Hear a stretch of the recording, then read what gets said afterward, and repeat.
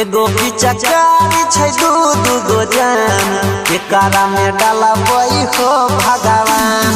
एगो पिचकारी छै दू गो जान एकरा में डाला बई हो भगवान। एगो के लगबै रंग पियर हो पीने छियै हमे बियर हो ऊपर से हिलोर मारे तोर समान। एगो पिचकारी छै दू गो जान एकरा में डाला बई हो भगवान। एगो पिचकारी छै दू गो जान एकरा में डाला बई हो भगवान। विकास अभी आप सुन रहे हैं सीतामढ़ी।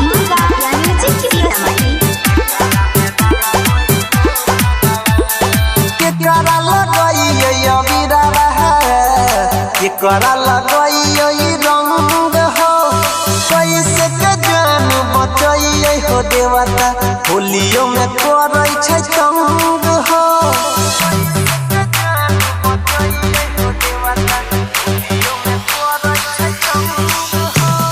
केकरा लगइयै अबीरा केकरा लगइयै रंग हो कैसे के जान बचइयै हो देवता होलियो में करै छै तंग हो।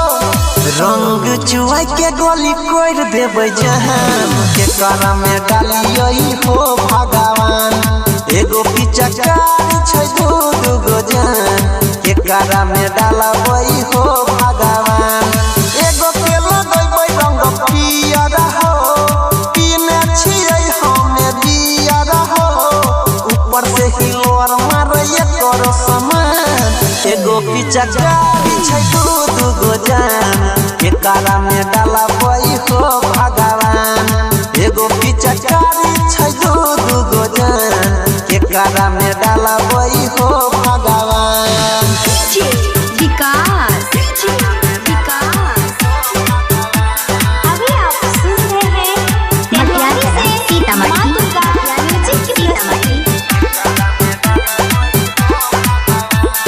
सुबह से दू बोतल दारू अंदर दिलिए ढार हो छोरी के भाई के संग रंग खेलैला भेलै मार हो।